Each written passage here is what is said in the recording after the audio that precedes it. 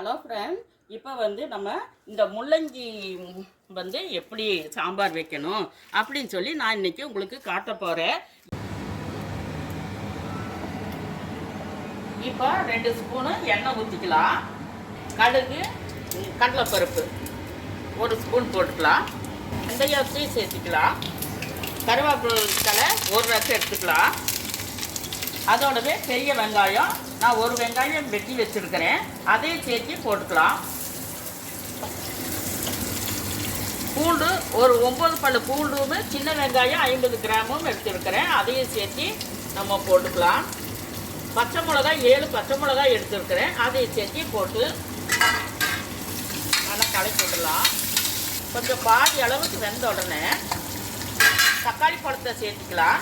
தக்காளி பழத்தை நான் 3 தக்காளி எடுத்து கட் பண்ணி வச்சுருக்கிறேன், அதையும் சேர்த்து போட்டுக்கலாம். இது ரொம்ப செவக்க வேகணும் அப்படின்னு இல்லை.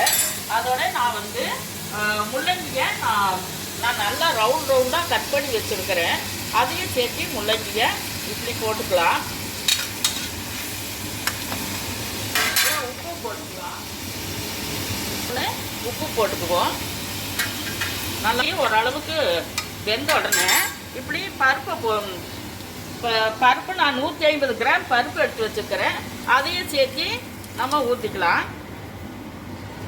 சாம்பாருங்கிறதுனால நம்ம தண்ணி ஊற்றிக்கலாம். அப்புறமா புளிக்கரைசல் நம்ம வைக்கணும். சத்தி சாம்பார் தூள் வாங்குகிறேன், அதோட ஒரு ஸ்பூனு, ஒரு பெரிய ஸ்பூனில் 1 ஸ்பூனு போட்டுக்கலாம். போட்டுட்டு நல்லா கலக்கி விடணும். உப்பு ஆல்ரெடி போட்டுக்கிறோம், இறக்கி வைக்கும் போது இன்னும் கொஞ்சம் உப்பு போட்டுக்கிட்டோம். புளிக்கரைசலை ஊற்றிடலாம். சாம்பார் சூப்பராக இருக்குங்க. இந்த சாம்பார் ஊற்றி சாப்பிட்டா ரொம்ப நல்லாயிருக்கு. நம்ம வாங்க சாப்பிடலாம். முள்ளங்கி சாம்பார் ரெடி ஆயிடுச்சு.